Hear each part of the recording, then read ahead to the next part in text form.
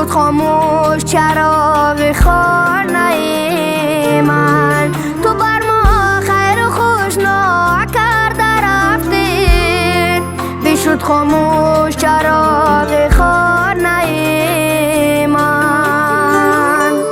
ایا مادر، ایا مادر، ایا مادر، ایا مادر.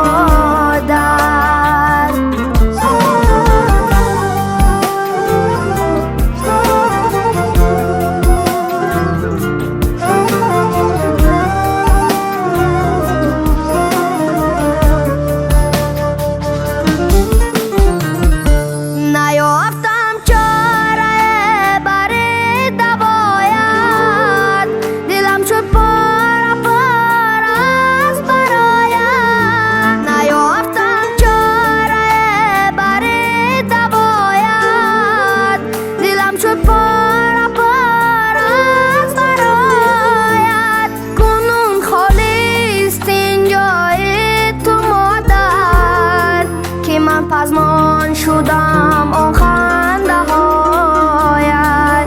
کنون خالی است این جای تو مادر، که من پزمان شدم آن خنده هایت. ایا مادر، ایا مادر، ایا مادر، ایا مادر.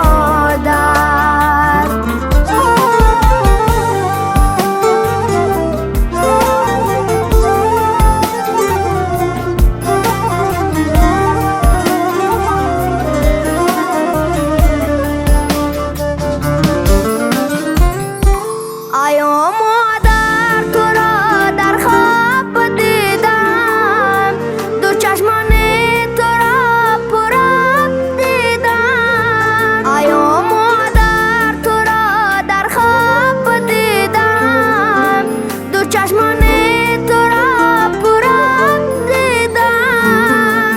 بپرسیدم چرا گریان مادر، بگفتم من تو را ناتاب دیدم.